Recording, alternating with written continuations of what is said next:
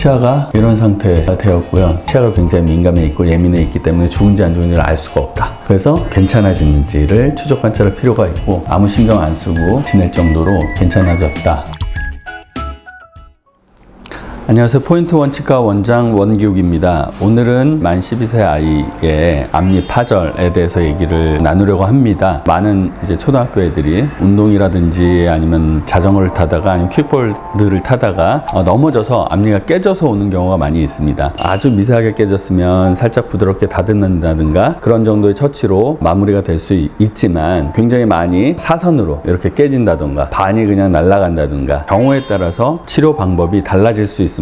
먼저 치아에는 안에 신경이 있는데 그 신경이까지 노출이 됐는지 안 되었는지에 따라서 치료법이 달라지고요. 신경이 노출된 경우는 사실은 신경치료를 하시는 선생님들도 계시겠지만 12세라는 초등학생이라는 그런 나이가 꽤 중요한 팩터로 여겨집니다. 그 이유는 아직까지 성장량이 많이 남아있고 치아의 맹출, 그 다음에 교합의 변화, 그 다음에 잇몸선의 변화 등등 여러 가지 요인들이 남아있기 때문에 가능한 한 어린 나이에 크라운을 씌우거나 하는 것들은 지양하시는 게 좋을 것 같고요. 가능하면 레진이나 그런 접착을 통해서 손상된 부위를 회복시켜서 쓰는 데까지 쓰다가 성인이 되었을 때 라미네이트를 한다든지 아니면은 크라운을 한다든지 그렇게 하는 것이 좋지 않을까 그런 생각이 듭니다. 물론 신경이 영향을 많이 받아서 이미 신경이 죽어가는 상황이라면 신경치료를 어쩔 수 없이 해야 되겠지만 그 신경치료를 하더라도 제 생각에는 크라운 씌우는 것보다는 레진으로 우선 접촉을 하고 성인이 돼서 치료를 하는 게 낫지 않나 싶고요. 신경이 노출되었지만 빠른 시간에 찾아와서 비교적 프레시한 상태로 오는 경우에는 치수 복조술이라고 펄프 캐핑이라고 부르는 술식을 통해서 약재를 신경 위에 덮고 레진으로 충전을 하는 경우에는 그 신경이 염증 상태나 괴사 상태로 이르지 않고 살아있는 상태로 그렇게 치유를 되는 그런 경우들이 있습니다. 환자의 케이스를 보면서 얘기를 이어가도록 하겠습니다.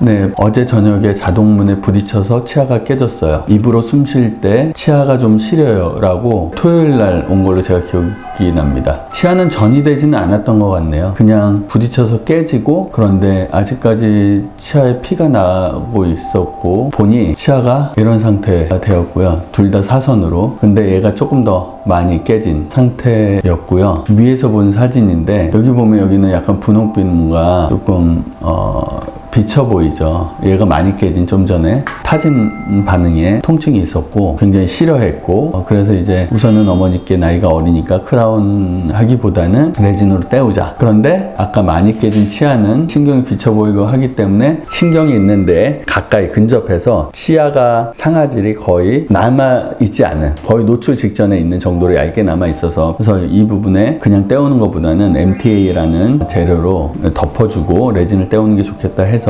그렇게 진행을 하고 여기는 그냥 레진으로 이렇게 떼어서 R&D랑 많이 닿는지 교합도 보고 떼어드리고 나서 이제 하는 일이 신경이 완전히 지금 죽었는지 안 죽었는지를 알 수가 없잖아요. 지금 보면은 그래도 다행히 이 깨진 치아들은 뿌리가 형성이 완전히 된 이게 한 7세에 나오는 치아이기 때문에 지금 12세니까 완전히 되고 지금 송곳니나 이런 데 보면은 앞니처럼 뿌리 끝이 이렇게 가느다라지게 이렇게 완전히 형성되지 않은 여기도 열려 있고 그런데 다행히 이 치아들은 이제 뿌리 형성이 완료된 치아고 신경이 죽었는지 안 죽었는지는 지금 현재는 외상을 받은 지 얼마 안 됐기 때문에 치아가 굉장히 민감해 있고 예민해 있기 때문에 죽은지 안 죽은지를 알 수가 없다. 그래서 2주건 한 달이건 두 달이건 지켜보면서 괜찮아지는지를 추적 관찰할 필요가 있고 그래서 첫날 그렇게 오자마자 레진을 하고요. 17일로 와서 괜찮다고 특별히 크게 아프지는 않다고 해서 이제 한 달이 됐을 때 한번 보자. 그래서 보면 색깔도 변색이 없고 괜찮고 두들겼을 때 아프지도 않고 이제는 아무 신경 안 쓰고 지낼 정도로 괜찮아졌다라고 해서 이대로 쓰고 정기 검진 때 보는 걸로 그렇게 치료를 마무리했습니다.